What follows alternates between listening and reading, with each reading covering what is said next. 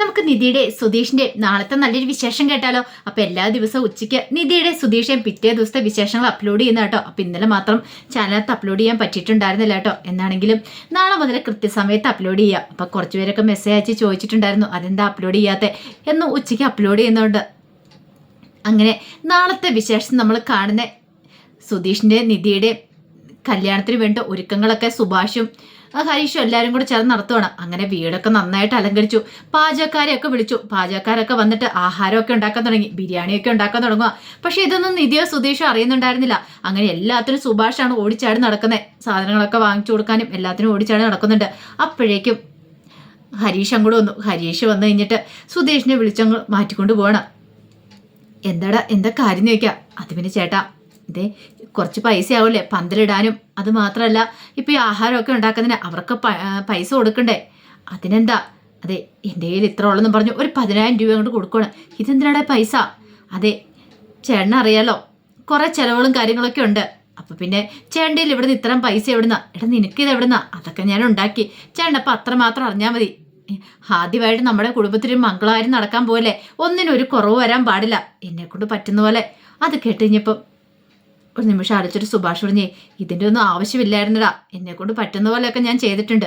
ആ സാരമില്ലേട്ടാന്ന് പറയണ. അപ്പോഴേക്കുമാണ് നികേഷിൻ്റെ വരവ്. നികേഷ് വന്നിട്ട് പറഞ്ഞു അല്ല ഒരു പ്രശ്നമുണ്ടല്ലോ ചേട്ടാന്ന് പറയാം. പ്രശ്നമോ? അല്ല ബിരിയാണിക്കും കൊടുത്തു എല്ലാത്തിനും പന്തലൊക്കെ ഇടാനായിട്ടും ബാക്കി എല്ലാ കാര്യങ്ങളും സെറ്റാക്കി ആൾക്കാരെയൊക്കെ വിളിച്ചു. അതൊക്കെ ഓക്കെ. പക്ഷേ വേറൊരു പ്രശ്നമുണ്ട്. പെണ്ണും ചെറുക്കനും കൂടി വരും. വന്നു കഴിയുമ്പോൾ അവർക്ക് കല്യാണ സമയത്ത് ഇടാൻ ഡ്രസ്സ് വേണ്ടെന്ന് ചോദിക്കുക. ഡ്രസ്സ് കാരണം എല്ലാം സർപ്രൈസ് ആയിട്ടല്ലേ വെച്ചിരിക്കുന്നേ. നിധിയെയും കൂട്ടിക്കൊണ്ട് സുധീഷ് ഇങ്ങോട്ട് വരുമെന്ന് അവർക്കൊരു ആത്മവിശ്വാസമുണ്ട്. അപ്പോൾ അവർക്ക് ഡ്രസ്സ് വേണ്ടേ കല്യാണ സമയത്ത്. സാധാരണ ഡ്രസ്സ് ഇട്ടുകൊണ്ട് പോയി എല്ലാവരുടെ മുന്നിൽ നിന്ന് കല്യാണം കഴിക്കാൻ പറ്റില്ലല്ലോ എന്ന് പറഞ്ഞു. അത് കേട്ടപ്പോൾ സുഭാഷോട് ഷിയോ ഞാനിപ്പോഴും അതിനെക്കുറിച്ച് ചിന്തിച്ച പോലും അതിനെക്കുറിച്ച് ഓർത്തില്ല എന്ന് പറയണ. ഹരീഷ് പറഞ്ഞു അത് ശരിയാ. ഇനിയിപ്പോൾ എന്ത് ചെയ്യും ചേട്ടാ? നമുക്ക് ഡ്രസ്സ് വാങ്ങാം. അല്ല ഡ്രസ്സ് വാങ്ങാന്ന് പറഞ്ഞാൽ അത്ര എളുപ്പമുള്ള കാര്യമൊന്നും അല്ല നികേഷ് പറഞ്ഞു. ചേട്ടൻ അറിയാവോ സുധീഷിൻ്റെ കാര്യമില്ല. സുധീഷേൻ്റെ കാര്യത്തിൽ പ്രശ്നമില്ല. അളവും കാര്യങ്ങളും നമുക്കറിയാം. പക്ഷേ നിധിയടത്തിയുടെ കാര്യമോ? നിധിയടത്തിക്ക് സാരിയും അതുപോലെ തന്നെ അതിന് വേണ്ടുന്ന ബ്ലൗസും കാര്യങ്ങളും എല്ലാം മേടിക്കണം. അതിൻ്റെ അളവും കാര്യങ്ങളൊക്കെ അറിയണ്ടേ? ഓ അത് ശരിയാ. ഒരു കാര്യം ചെയ്യാം. എൻ്റെ കൂടെ പണിയുന്നൊരു ഭായിയുണ്ട്. ഭായി കഴിഞ്ഞ ആഴ്ച വീട്ടിൽ പോയപ്പോൾ അവൻ്റെ ഭാര്യയ്ക്ക് സാരിയൊക്കെ സെലക്ട് ചെയ്തുകൊണ്ട് പോയതാ. എല്ലാം വാങ്ങിച്ചുകൊണ്ട് പോയതാ. അപ്പം അവനോട് ചോദിച്ചാൽ അവനെ വിളിച്ചുകൊണ്ട് വരുവാണെങ്കിൽ എങ്ങനെയുണ്ട്? നമുക്ക് പോയി സെലക്ട് ചെയ്യാലോ. ഒന്ന് പോ ചേട്ടാ. ബായ് ഒന്ന് സെലക്ട് ചെയ്തിട്ടുണ്ടെങ്കിൽ അവരുടേതായ രീതിയിലുള്ള സാരിയൊക്കെ അല്ലേ സെലക്ട് ചെയ്യുള്ളൂ. ഇതങ്ങനെയാണോ? ഓ അത് ശരിയാ. ഹരീഷ് പറഞ്ഞു എൻ്റെ ഒരു കൂട്ടുകാരനുണ്ട് കാർത്തി, അവനെ വിളിച്ചോണ്ട് പോലോ. ബെസ്റ്റ് കൊള്ളാം. അതൊന്നും വേണ്ട. പിന്നെയോ ഒരു കാര്യം ചെയ്യാം. നമുക്കേ ടെക്സ്റ്റൈൽ ഷോപ്പിൽ പോയിട്ട് അവിടെ നിൽക്കുന്ന ചേച്ചിമാരുണ്ടല്ലോ അവരോട് പറയാം. ഫോട്ടോ കാണിച്ചിട്ട് പറയാം മാച്ചാന്ന് സാരിയും ബ്ലൗസും ഒക്കെ എങ്ങനെയുണ്ട്. അത് കൊള്ളാം നല്ല ഐഡിയ. പക്ഷെ എന്നാലും വേറൊരു പ്രശ്നം ഉണ്ടല്ലോടാ എന്ന് സുഭാഷ് പറഞ്ഞു. അതെന്തായിട്ടാന്ന് നികേഷ് ചോദിച്ചു. സാരി മാത്രം പോരല്ലോ ബ്ലൗസും വേണം. ആ ബ്ലൗസിന് എന്ത് ചെയ്യും? അളവ് നമ്മൾ എന്ത് ചെയ്യും? അളവിനെ കുറിച്ചൊന്നും ഓർത്ത് ഏട്ടൻ പേടിക്കണ്ട. അതെ ഇപ്പൊ കടയിലൊക്കെ റെഡിമെയ്ഡ് ബ്ലൗസും കാര്യങ്ങളൊക്കെ കിട്ടും. അത് എളുപ്പമുള്ള കാര്യമില്ല. ഓ അത് ശരിയാണല്ലോ. നീ ആള് കൊള്ളാലോ എന്ന് പറയണേ. അന്നൊരു കാര്യം ചെയ്യാം. നമുക്കിപ്പോൾ തന്നെ പോയേക്കാന്ന് പറയാം. ആ സമയം ഹരീഷ് പറഞ്ഞൊരു കാര്യം ചെയ്യാം. സുഭാഷ് ചേട്ടനും നികേഷും കൂടെ പോയക്കോളം പറയണം. ആ സമയം സുഭാഷ് പറഞ്ഞൊരു കാര്യം ചെയ്യാം. നിങ്ങൾ രണ്ടും കൂടെ പോയാൽ മതി എന്നും പറഞ്ഞുകൊണ്ട് ഒരു 20,000 രൂപ എടുത്ത് കൊടുക്കുവാണ് ഹരീഷിൻ്റെ കയ്യിലേക്ക്. ഇത് ഇന്ന് പിടിച്ചോളാൻ പറയണം. ഇതെന്തിനാ? അല്ല ഡ്രസ്സ് എടുക്കണ്ടേ അതിന് വേണ്ടിയിട്ട്. ഇതിനുള്ള ഡ്രസ്സ് എടുത്താൽ മതി രണ്ടുപേർക്കും. പിന്നെ സുധീഷിന് അറിയാലോ അവൻ്റെ രീതികൾ അറിയാലോ. അപ്പോഴേക്കും നികേഷ് പറഞ്ഞു പിന്നൊരു കാര്യം കൂടെ ഉണ്ട്. എന്താ? എനിക്കൊരു ഷർട്ട് വേണമായിരുന്നു. അതാണ് കാര്യം. വെറുതെ അല്ല ഇപ്പം ഈ ഡ്രസ്സിൻ്റെ കാര്യം നീ ഓർപ്പിച്ചാലേന്ന് ഹരീഷ് ചോദിച്ചു. ഒന്ന് പോയേട്ടാ. സുഭാഷ് പറഞ്ഞു എന്താണല്ലോ ആട്ടെ അവന് വേണ്ടെന്ന് വെച്ചാൽ അവനും കൂടെ മേടിച്ചു കൊടുത്തേക്കാൻ പറഞ്ഞു.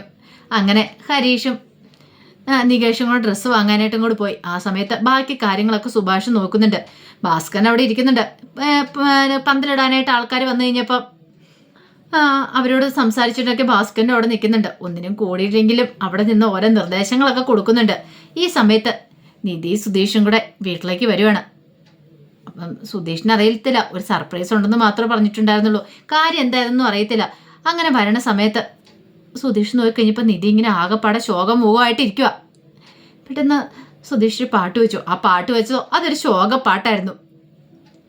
ആ സമയം നിധി വെച്ചു ഇതെന്താ സുധീഷ് എങ്ങനെ അല്ല ഈ പാട്ട് വെച്ചോ? ഓ ഇഷ്ടപ്പെട്ടില്ലല്ലേ? അന്ന് ഇഷ്ടമുള്ള പാട്ട് വെച്ചോളാൻ പറയണം. അങ്ങനെ നിധി ഒരു പാട്ട് വെച്ചു. ഒന്നും അല്ലെങ്കിൽ ഒരു റൊമാൻറ്റിക് സോങ് ആയിരുന്നു. അത് കേട്ടപ്പോൾ സുധീഷ് ഇങ്ങനെ കുറച്ച് സ്വപ്നങ്ങളൊക്കെ കാണുവാണ് നിധിയെക്കുറിച്ചുള്ള. ആദ്യമായിട്ട് താൻ അവളെ കണ്ടതും പിന്നീട് ഇവിടം വരെ എത്തിയതുള്ള കാര്യങ്ങളൊക്കെ. ഒരു നിമിഷം ഇവൾ തൻ്റെ കൂടെ വന്നില്ലേ താൻ എന്ത് ചെയ്യുമെന്ന് ഓർത്ത് പോയതാ. എല്ലാം ദൈവത്തിൻ്റെ അനുഗ്രഹം കൊണ്ട് മാത്രമാണ് രക്ഷപ്പെട്ടത് എന്നൊരു ചിന്തയൊക്കെയായിരുന്നു. അപ്പോഴേക്കുമാണ് സുധീഷിൻ്റെ ഫോണിലേക്ക് കോള് വരുന്നത്. അത് പോലീസ് സ്റ്റേഷനിൽ നിന്ന്. കോൾ എടുത്തു കഴിഞ്ഞപ്പോഴത്തേന് സുധീഷ് എന്താ സാറിന് ചോദിക്കുക. നീ ഇപ്പം എവിടെയുണ്ട്? അല്ല ഞാനും വീട്ടിലല്ല പുറത്താ. ആണോ? നീ ഒരു കാര്യം ചെയ്യുക, നിന്റെ ഭാര്യയും കൂട്ടിക്കൊണ്ട് പോലീസ് സ്റ്റേഷൻ വരെ ഒന്ന് വരണം. എന്താ സാർ എന്തെങ്കിലും പ്രശ്നമുണ്ടോ? എടാ പ്രശ്നമൊന്നുമില്ല, നിന്റെ മാര്യേജ് സർട്ടിഫിക്കറ്റ് വന്നിട്ടുണ്ട്, അതൊന്ന് വന്ന് സൈൻ ചെയ്ത് വാങ്ങിച്ചോണ്ട് പോകണം. അല്ല അത് പിന്നെ സാറേ ഞാൻ തന്നെ വന്നാൽ മതിയോ? തന്നെയോ? എന്താടാ നിന്റെ ഭാര്യ ഇല്ലേ കൂടെ? ആ ഉണ്ട് സാറേ. പിന്നെന്താ നിനക്കൊരു പേടി പോലെ? എടാ അതോ അവളെ നീ വല്ലതും ചെയ്തോ ഇനി? അയ്യോ അങ്ങനൊന്നും പറയല്ലേ സാറേ എന്ന് പറയാ. എന്നാ നീ അവളെയും കൂട്ടിക്കൊണ്ട് ഇന്ന് തന്നെ പറഞ്ഞെന്ന് പറഞ്ഞു. ആകെപ്പാടെ ടെൻഷനായി പോയി സുധിക്ക്. കാരണം താൻ അങ്ങോട്ട് ചെന്നിട്ടുണ്ടെങ്കിൽ തൻ്റെ കള്ളത്തരം മൊത്തം പൊളിയും. താനും ഇവളും തമ്മിലെ വിവാഹം രജിസ്റ്റർ ചെയ്താണ് പോലീസ് സ്റ്റേഷൻ വെച്ച് തന്നെ. അത് ഇവൾക്ക് അറിയത്തുണ്ടായിരുന്നില്ല. അതെങ്ങാനും അറിഞ്ഞു കഴിഞ്ഞിട്ടുണ്ടെങ്കിൽ ആകെപ്പാടെ പ്രശ്നമാകും. ദൈവമേ പെട്ടുപോയതാന് എന്നൊരു ചിന്ത. അത് അറിഞ്ഞു കഴിഞ്ഞിട്ടുണ്ടെങ്കിൽ ഇവൾ ഈ സെക്കൻഡ് ഇവിടുന്ന് തന്നെ സ്ഥലം വിട്ട് പോകത്തുള്ളൂ. അതൊക്കെ ഓർത്തപ്പോൾ ഉള്ള മനസ്സമാധാനം പോകുന്നൊരവസ്ഥയായി സുധീഷിന്. അങ്ങനെ കോള് കട്ട് ചെയ്ത് കഴിഞ്ഞപ്പോഴത്തേനും നിധി ചോദിച്ചു, എന്താ സുധീഷേ? അതെ പോലീസ് സ്റ്റേഷനിൽ വിളിച്ചേ. അവരെന്തിനാ വിളിച്ചേ? അല്ല അവിടം വരെ ഒന്ന് ചെല്ലാനോ? അതിന് അവിടെ നമ്മളെല്ലാം എഴുതി ഒപ്പുവെച്ച് കൊടുത്തിട്ട് പോന്നല്ലേ. പിന്നെ ഇപ്പം എന്താ പുതിയ പ്രശ്നം? അത് നമ്മൾ രണ്ടുപേരും ഒരുമിച്ചാണല്ലോ എന്നൊക്കെ അവർക്ക് സംശയമുണ്ടേ. അവരല്ലേ അവിടെ വെച്ച് പരസ്പരം മാലയൊക്കെ ഇടിയിച്ചേ. അപ്പോൾ അതുകൊണ്ട് നമ്മൾ രണ്ടുപേരും കൂടെ ഒരുമിച്ച് ചെല്ലണമെന്ന്, എങ്കിലും അവർക്ക് വിശ്വാസം വരത്തുള്ളെന്ന് നീതി പറഞ്ഞു. അങ്ങനെയൊക്കെ ഉണ്ടോ? അവർക്ക് പേടിയുണ്ട് എന്തായാലും സംഭവിച്ചിട്ടുണ്ടോന്ന്. അതുകൊണ്ടാ ഒടുവിൽ നീതി സംഭവിച്ചു പോയേക്കാന്ന് പറയണം. സുധീഷിന്റെ നെഞ്ചില് എന്നാലും ഒരു ആന്തലായിരുന്നു എങ്ങനെയായി തീരൂ പ്രശ്നമെന്ന് ഓർത്തിട്ട്. കുറച്ച് കഴിഞ്ഞപ്പം നികേഷും ഹരീഷും കൂടെ അങ്ങനെ ഡ്രസ്സ് നിധിക്ക് സുധീഷിനും ഒക്കെ ഡ്രസ്സ് എടുത്തുകൊണ്ട് വരുവാണ്. അങ്ങനെ വന്നു കഴിഞ്ഞപ്പോഴത്തേന് സുഭാഷ് ചോദിച്ചു, അല്ല വാങ്ങിയ സാരിയും നീ സുധീഷിനോട് ഡ്രസ്സൊക്കെ വാങ്ങിയെന്ന് ചോദിച്ചു. വാങ്ങിയെന്ന് പറയണം. അല്ല സാരിയൊക്കെ ഒന്ന് കാണിക്കാൻ പറയണം. അങ്ങനെ ഒന്ന് കാണിച്ചു. എടാ അത് ബ്ലൗസ് ഇല്ലല്ലോ എന്ന് പറയണം. ഒന്നും പറയണ്ട എൻ്റെ ചേട്ടാ എന്ന് ഹരീഷ് പറഞ്ഞു. അവിടെ ചെന്ന് കഴിഞ്ഞപ്പോഴത്തേനും അവിടെയുള്ള ഓരോ പെണ്ണുങ്ങളോടും എന്ത് കത്തിയാന്നറിയ നികേഷ് എന്നിട്ട് ഒടുവിൽ തയ്ച്ച ബ്ലൗസ് ഒന്നും മേടിച്ചില്ല. അതെന്താ ചിലപ്പോൾ അളവിലൊക്കെ വ്യത്യാസം വരുമെന്ന് പറഞ്ഞുകൊണ്ട് ഇവൻ മേടിക്കാതെ വന്നു. എടാ പിന്നെ എന്ത് ചെയ്യും? അതിനിപ്പോൾ എന്താ ചെയ്യുന്നേ? അല്ല അവർ പറഞ്ഞു ഒരു കാര്യം പറഞ്ഞു, ഇപ്പോൾ 1 മണിക്കൂറിലെത്ര ബ്ലൗസൊക്കെ തയ്ച്ച് കിട്ടുമെന്ന്. അങ്ങനെയുള്ള കടകളും കാര്യങ്ങളൊക്കെ ഉണ്ടെന്ന്. അതോർത്ത് പേടിക്കണ്ടാന്ന്. സാരി കൊണ്ടുപോയിട്ട് പെണ്ണ് വന്നു കഴിയുമ്പോൾ ഒന്ന് ചെന്നാൽ മതിയെന്ന്. പെട്ടെന്ന് തന്നെ തയ്ച്ച് കിട്ടും. അല്ലെങ്കിൽ ഇവിടെ എവിടെയെങ്കിലും കൊടുത്താൽ മതി എന്നൊക്കെ പറഞ്ഞു. എടാ അതൊക്കെ നടക്കുന്ന കാര്യമാണോ? പിന്നല്ലാതെ നടക്കത്തില്ലേ? ആ സമയം ഹരീഷ് പറഞ്ഞു, എനിക്ക് നല്ല ടെൻഷനുണ്ട് ചേട്ടാ, എങ്ങനെയായി തീരുമെന്ന് ഓർത്തിട്ട്. നികേഷ് പറഞ്ഞു, പേടിക്കേണ്ട കാര്യമൊന്നുമില്ലെന്ന് പറയണ. അല്ല എടാ നിനക്ക് ഇവിടെ എവിടെ തയ്ക്കുന്ന കട എന്നെ അറിയാവോ എന്ന് നികേഷിനോട് ചോദിച്ചു. അതിപ്പോൾ അങ്ങനെ ചോദിച്ചാ അല്ല തയ്ക്കുന്ന കടയാണെങ്കിലും അളവ് വേണ്ടേ, നീ എന്ത് ചെയ്യുമെന്ന് ചോദിക്കുക. നികേഷ് ആകെപ്പാടെ പെട്ടുപോയി. അപ്പോഴേക്കാണ് സുനന്ദി അങ്ങോട്ടേക്ക് വരുന്നത്.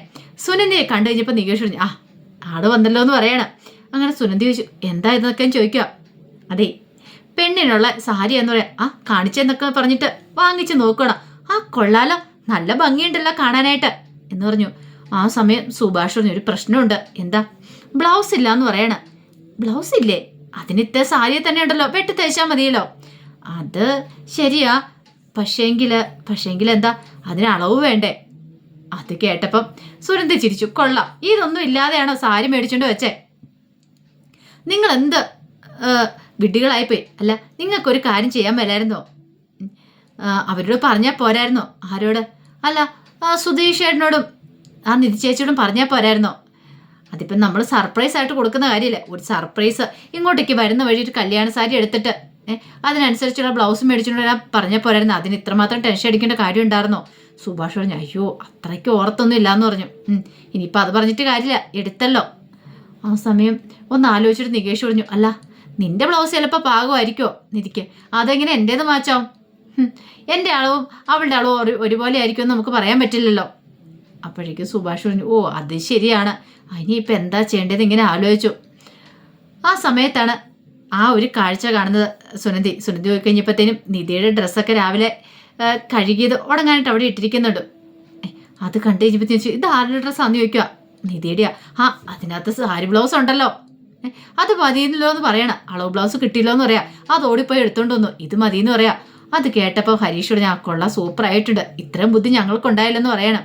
നികേഷ് പറഞ്ഞു, അതെ ബിരിയാണി തരുമ്പോൾ കുറച്ച് കൂടുതൽ തരാട്ടോ, ഞങ്ങളെ സഹായിച്ചേരാ, ഒന്ന് പോടാ. നീ ഇപ്പോൾ ബിരിയാണി തന്നില്ലേ ഞാൻ ഇവിടെ ഒന്ന് കഴിക്കുമെന്ന് പറഞ്ഞിട്ട് എന്ത് ചെയ്തു, ഞാൻ ഇതൊക്കെ തയ്ച്ച് മേടിച്ചോണ്ടാന്ന് പറഞ്ഞുകൊണ്ട് സാരിയും കേട്ടും കൂടെ പോവാണ്. ആ സമയം സുഭാഷിനോട് ഹരീഷ് പറഞ്ഞു, എൻ്റെ ചേട്ടാ ഈ നികേഷ് കടയിൽ ചെന്നിട്ട് എന്തൊക്കെയാണെന്നറിയോ, എന്ത് പെണ്ണിന് വേണ്ട എല്ലാ സാധനങ്ങളും ഇവൻ പറഞ്ഞു മേടിച്ചു, ഇവന് ഒരു പ്രശ്നമില്ലായിരുന്നു, ഇവനെ നമ്മൾ സൂക്ഷിക്കണം എന്ന് പറയാ. അത് കേട്ടോ സുഭാഷ് ഇരിച്ചു. നികേഷ് പറഞ്ഞു, അതിനിപ്പോൾ എന്താ, അതിന് നാണിക്കേണ്ട കാര്യമൊക്കെ ഉണ്ടോ എന്നൊക്കെ പറഞ്ഞ് നികേഷ് അങ്ങോട്ട് പോവുകയും ചെയ്തു.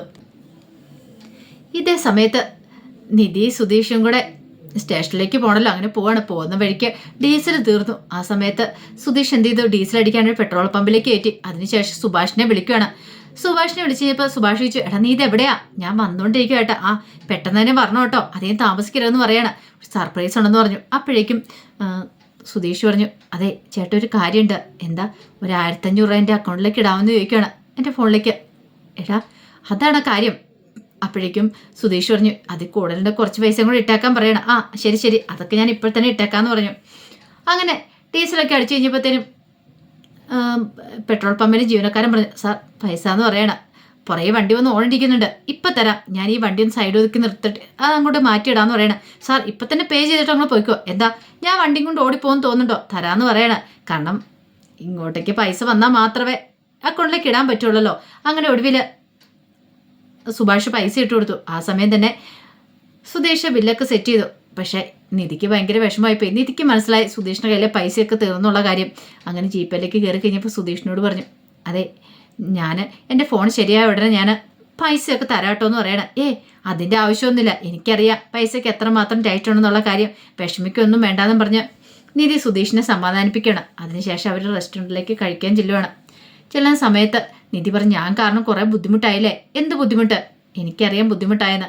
അല്ല നിധിക്ക് എന്താ കഴിക്കാൻ വേണ്ടേ? എനിക്ക് അങ്ങനെയൊന്നും വേണ്ട, അങ്ങനെ ഓർഡർ എടുക്കുന്ന ആൾ വന്ന് ഓരോന്നൊക്കെ പറയണം. ഈ സമയം നിധി പറഞ്ഞു, എനിക്ക് ഒരു ചായ എന്തെങ്കിലും മതി, കഴിക്കാനായിട്ട് വടയോ അങ്ങനെ എന്തെങ്കിലും മതി എന്ന് പറഞ്ഞു. അത് കേട്ടപ്പോൾ സുധീഷ് പറഞ്ഞു, ഒന്നും കഴിക്കാതിരിക്കുന്നതല്ലേ, കഴിക്കാതിരുന്ന എങ്ങനെയാണ് ശരിയാന്നേ? അതൊന്നും പ്രശ്നമല്ല സുധീഷ എന്നൊക്കെ പറഞ്ഞുകൊണ്ട് നിധിയാണെങ്കിൽ വല്ലാത്തൊരു ധർമ്മസങ്കടത്തിലായിരുന്നു. ആ സമയത്ത് സുധീഷ് പറഞ്ഞു, നേരെ ചൊവ്വേ ആഹാരം പോലും നീ കഴിക്കുന്നില്ലോ നിധി, ഒരു കാര്യം ചെയ്യാം, അത് ചായയും വടയൊന്നും വേണ്ട, അല്ലാതെ ബിരിയാണി എന്തെങ്കിലും വാങ്ങിച്ചു തരാമെന്ന് പറയണം. അങ്ങനെ ബിരിയാണിക്കൊക്കെ ഓർഡർ കൊടുത്തു. അപ്പോഴാണ് സുധീഷിൻ്റെ ഫോണിലേക്ക് ഒരു മെസ്സേജ് വരുന്നത്. നോക്കിക്കഴിഞ്ഞപ്പോഴത്തേനും നിധിയുടെ അച്ഛൻ ഹോസ്പിറ്റലിൽ കിടക്കുന്ന ആ ഒരു രംഗം അത് ഷൂട്ട് ചെയ്തിട്ട് സാന്ദ്രയിട്ട് കൊടുത്തേക്കുന്നതാണ്. അത് കണ്ടു കഴിഞ്ഞപ്പോഴത്തേനും നിധിക്ക് ആകെപ്പാടെ സങ്കടം, കണ്ണൊക്കെ നിറഞ്ഞു വന്നു.